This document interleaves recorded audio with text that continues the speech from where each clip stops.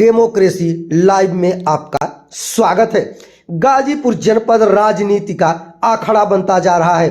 अभी कुछ दिन पूर्व भाजपा के राष्ट्रीय अध्यक्ष गाजीपुर में जनसभा को संबोधित किए ही थे कि तत्काल बाद राजनीतिक साधने का मौका समाजवादी पार्टी के लोगों को भी मिला और पूर्व मंत्री स्वर्गीय कैलाश यादव की प्रतिमा का अनावरण को लेकर पूर्व मुख्यमंत्री समाजवादी पार्टी के राष्ट्रीय अध्यक्ष अखिलेश यादव 9 फरवरी को गाजीपुर में आ रहे थे कि ठीक एक दिन पहले उत्तर प्रदेश सरकार के डिप्टी सीएम केशव प्रसाद मौर्य गाजीपुर आते हैं। मौका था गाजीपुर के पूर्व जिलाध्यक्ष वर्तमान सरकार में मंत्री प्रभुनाथ चौहान के 13वीं का। उक्त अवसर पर उप मुख्यमंत्री केशव प्रसाद मौर्य ने पत्रकारों को संबोधित करते हुए भ्रष्टाचार पर चोट कांग्रेस सपा को ज्यादा लग रही है। अखिलेश यादव को जनता की अदालत ने नकार दिया है। अभी तक स्नातक शिक्षक चुनाव में बीजेपी को 5 में से 4 सीटें मिली सहित तमाम मुद्दों पर बोलते हुए उप मुख्यमंत्री केशव प्रसाद मौर्य ने कहा कि समाजवादी पार्टी उच्च सदन में विपक्ष के नेता का पद भी हासिल नहीं कर सकी है। इसी तरह तमाम मुद्दों पर खुलकर उप मुख्यमंत्री केशव प्रसाद मौर्य ने बोला। आइए सुनते हैं कि उत्तर प्रदेश के उप मुख्यमंत्री केशव प्रसाद मौर्य ने क्या कहा। नहीं, अच्छा है। ओम प्रकाश राजपूत जी अगर कोई पत्र दिए, अभी मुझे नहीं मिला, अगर मिलेगा तो। हमारी सरकार का लक्ष्य है कि जो योजनाएं जिसके लिए बनी हैं उस तक बिना भ्रष्टाचार के पहुंचे। सपा बसपा कांग्रेस का इतिहास रहा है। देश की संसद में खड़े होकर के कांग्रेस के प्रधानमंत्री रहे श्री राजीव गांधी जी बड़े गर्व से कहते थे कि हम दिल्ली से 1 रुपये भेजते हैं, जिसके लिए भेजते हैं उसके पास 15 पैसा पहुंचता है। और हम पूरे सम्मान के साथ कहते हैं जिन गरीबों के आशीर्वाद से देश और प्रदेश में हमारी सरकार बनी है, किसी भी योजना के माध्यम से अब तक लगभग 23 लाख करोड़ रुपए लोगों के लिए खाते में भेजा जा चुका है। अगर कांग्रेस और सपा बसपा जैसी सरकारें होती तो 3 लाख करोड़ तो लाभार्थियों को मिलता और 20 लाख करोड़ इन पार्टियों के दलालों को मिलता। लेकिन हमारी सरकार में पूरा का पूरा पैसा जो जिसके लाभार्थी उन तक पहुंचाने का काम हो रहा है।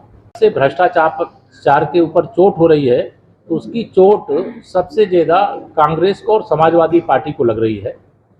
अगर कांग्रेस के प्रधानमंत्री ये कहते हैं कि हम 1 रुपया भेजते हैं तो 15 पैसा पहुंचता है, और अगर हम कह रहे हैं कि हम 1 रुपया भेजते हैं तो पूरा 1 रुपया पहुंचता है, 23 लाख करोड़ भेजते हैं तो पूरा 23 लाख करोड़ पहुंचा है, और यह देश की जनता चिल्ला करके इस बात को बताने का काम कर रही है।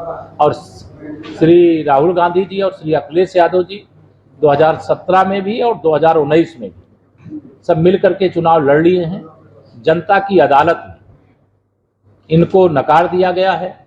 2022 में अहंकार से भर करके 400 सीट जीतने का दावा कर रहे थे, लेकिन जनता ने इनको विपक्ष के लायक समझा और विपक्ष में बैठाने का काम किया। और अभी स्नातक और शिक्षक एमएलसी के 5 सीटों के चुनाव हुए। 5 सीटों में से 4 भारतीय जनता पार्टी जीती और 1 निर्दलीय जीते।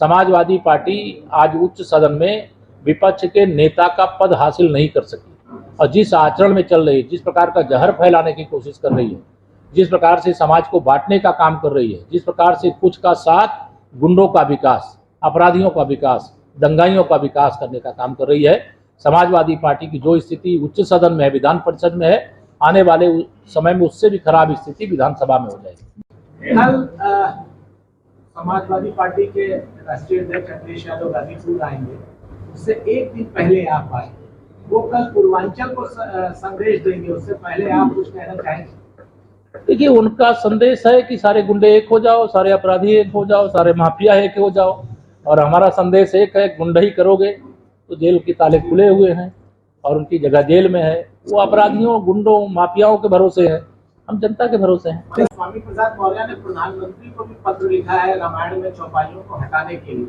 इसको किस नजरिए से देखते हैं? देखिए, आप इस बात को समझ लीजिए कि स्वामी प्रसाद जी की कोई हैसियत नहीं कि कोई भी बयान दें या कोई पत्र लिखें। ये सब कुछ अगर कोई कर रहा है तो श्री अखिलेश यादव जी और सैफई परिवार कर रहा है। वो समाज की जो एकता है, समाज की जो ताकत है, उस ताकत से घबरा गए।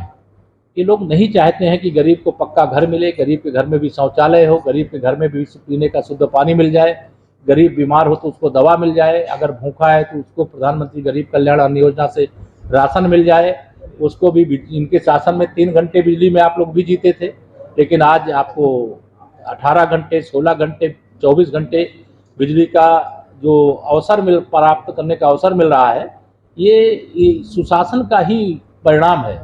अन्यथा भ्रष्टाचार की भेंट में सब कुछ चढ़ जाता था, कागज में सारा काम हो जाता था, जमीन पर कुछ नहीं होता था।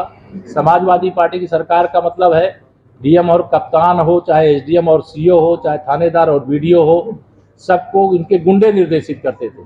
आज गुंडे भागे भागे फिर रहे हैं। ये हमारी सरकार की उपलब्धि है। समाजवादी पार्टी की सरकार के समय का डेटा मैं किसी दिन दे दूंगा, किसी दिन सदन में भेंट होगी। जब उनकी सरकार थी, एक विशेष जाति, एक विशेष वर्ग और कुछ विशेष जिले के लोग होते थे। आज उनको पिछड़ों की याद क्यों आ रही है? आज केशव प्रसाद मौर्य ही उनके निशाने पर क्यों रहता है?